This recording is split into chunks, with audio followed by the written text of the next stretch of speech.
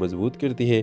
عائشہ کے والدین اس کی شادی کے لیے مختلف رشتے لاتے ہیں، لیکن عائشہ ہر رشتے کو انکار کر دیتی ہے کیونکہ اس کا دل صرف عادل کے لیے دھڑکتا ہے۔ وہ امید سے اس کا انتظار کرتی ہے، دن رات دعائیں کرتی ہے اور دل میں عادل کو واپس کی خواہش کو زندہ رکھتی ہے۔ کئی مہینے گزر جاتے ہیں مگر عائشہ کا دل کے لیے انتظار ختم نہیں ہوتی۔ وہ ایک دن اچانک زخمی حالت میں عادل کو علاقے کے ایک گاؤں میں نمودار ہوتا ہے۔ اسے وہاں کے مقامی لوگوں نے بچا لیا تھا۔ اس کے مرہم پٹی کی ہوتی ہے جسے ہی عادل اپنی حالت میں بہتر ہوتا ہے۔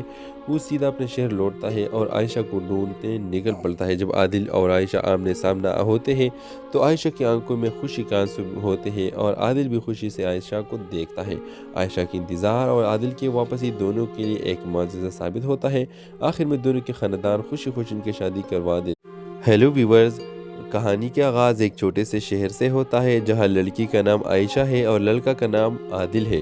دونوں کی ملاقات اتفاقاً بازار میں ہوتی ہے۔ عادل جب عائشہ کو پہلی بار دیکھتا ہے تو اسے محسوس ہوتا ہے کہ وہ لڑکی کوئی خاص ہے۔ اس طرح عائشہ کو بھی عادل کے بارے میں کچھ ایسا ہی محسوس ہوتا ہے۔ ان کی ملاقات بار بار نہیں ہوتی لیکن وہ دونوں ایک دوسرے کو دل سے یاد کرتے رہتے ہیں اور دلوں میں محبت پروان چڑھتی ہے۔ ایک دن عادل کو کسی کام کے سلسلے میں دور دراز پہاڑوں میں جانا پڑتا ہے۔ وہ ایک قدیم غار کے بارے میں سن کر وہاں کا رخ کرتا ہے جو بلندی پر واقع ہے اور کبھی خطرناک راستے سے گزر کر وہاں پہنچنا ہوتا ہے۔ عادل کے دل میں تجسس ہوتا ہے اور وہ اس سفر کا فیصلہ کر لیتا ہے مگر راستے میں وہ ایک بڑے حادثے کا شکار ہو جاتا ہے اور پہاڑوں میں گم ہو جاتا ہے۔ ادھر عائشہ کو جب عادل کے گم ہونے کی خبر ملتی ہے تو وہ غمزدہ ہو جاتی ہے۔ وہ اسے دل سے چاہتی ہے اور اس کے انتظار میں اپنے دل کو مضبوط کرتی ہے۔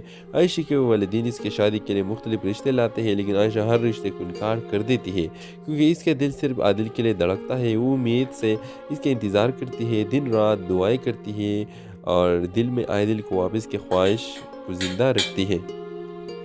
کئی مہینے گزر جاتے ہیں مگر عائشہ کا دل کے لیے انتظار ختم نہیں ہوتی۔ وہ ایک دن اچانک زخمی حالت میں عادل کو علاقے کے ایک گاؤں میں نمودار ہوتا ہے۔ اسے وہاں کے مقامی لوگوں نے بچا لیا تھا۔ اس کے مرہم پٹی کی ہوتی ہے جسے ہی عادل اپنی حالت میں بہتر ہوتا ہے۔ وہ سیدھا اپنے شہر لوٹتا ہے اور عائشہ کو ڈھونڈتے